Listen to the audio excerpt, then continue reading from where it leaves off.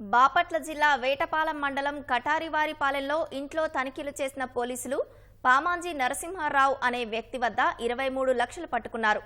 అతను కాంగ్రెస్ అభ్యర్థి ఆమంచి అనుచరుడిగా పోలీసులు గుర్తించారు. మరింత సమాచారం మా ప్రతినిధి నాగరాజుని అడిగి తెలుసుకుందాం.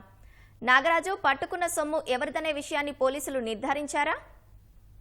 అంటే ప్రస్తుతానికి ఇంకా ఈ బాపట్ల జిల్లా వేటపాలెం మండలం కటారిపాలెంలో పోలీసులు తనిఖీలు నిర్వహిస్తున్నారు. ఒక ఇంట్లో హడావిడిగా బైక్ పైన వెళ్ళడానికి ప్రయత్నిస్తున్న పామంచి నరసింహారావు అనే వ్యక్తిని పోలీసులు ఆపి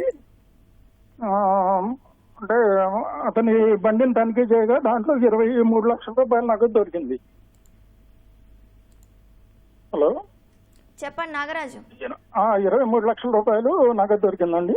ఆ నగదు ఎవరిది ఏంటి అనే దాన్ని విచారిస్తున్నారు. అయితే ఈ నరసింహారావు అనే అతను చీరాల కాంగ్రెస్ అభ్యర్థి ఆమంచి కృష్ణమోహన్ అనుచరులుగా గుర్తించారు. అది పోలీసులు ఇంకొన్ని వివరాలన్నీ సేకరిస్తున్నారు.